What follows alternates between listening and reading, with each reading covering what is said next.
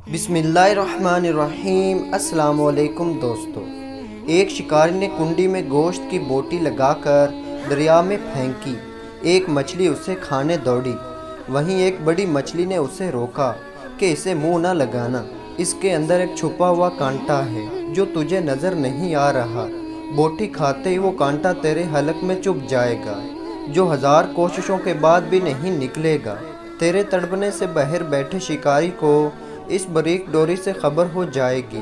तू तड़पेगी, वो खुश होगा। इस बारीक डोर के जरिए तुझे बाहर निकालेगा, छुरी से तेरे टुकड़े करेगा, मिर्च मिसाला लगाकर आग पर उबलते तेल में तुझे पकाएगा। 10-10 उंगलियों वाले इंसान 32-32 दांतों से चबा चबा कर तुझे खाएंगे। ये तेरा अंजाम होगा। बड़ी मछली ये कहकर चली गई। छोटी मछली ने दरिया में रिसर्च शुरू कर दी। ना शिकारी, ना आग, ना खौलता तेल, ना मिर्च मिसाला, ना 10-10 उंगलियों और 32-32 दांतों वाले इंसान, कुछ भी नहीं था। छोटी मछली कहने लगी, ये बड़ी मछली अनपढ़ जाहिल, पत्थर के ज़माने की बातें करने वाली, कोई हकीकत नहीं उसकी बातों में। मैंने खुद रिसर्च की है, उसकी बताई हुई किसी बात में भी सच्चाई नहीं।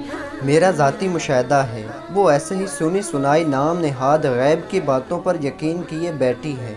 उसने मॉडर्न साइंसी दौर में भी पुराने फरसुदा नज़रियात लिए हुए हैं। चुनाचा उसने अपने ज़ाती मुशाहिदे की बुनियाद पर बोटी को मुंह डाला, कांटा चुभा, मछली तड़पी। शिकारी ने डोर खींचकर बाहर निकाला।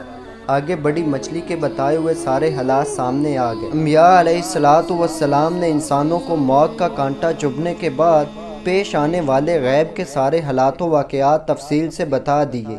बड़ी मछली की तरह के अक्लमंद इंसानों ने अंबिया की बातों को मानकर ज़िंदगी गुजारनी शुरू कर दी। छोटी मछली वाले नज़रियात रखने वाले अंबिया का रास्ता छोड़कर अपनी ज़ाहिरी रिसर्च के रास्ते पर चल रहे। मौत का कांटा चुभने के बाद सारे हालात सामने आ जाएंगे। मछली पानी से निकली, वापस ना गई। इंसान दुनिया से गया, वापस ना आया। बस यही वक्त है, अगर समझ गए तो दोस्तों अल्लाह ताला मुझे और आपको अमल करने की तौफीक अता फरमाए। आमीन।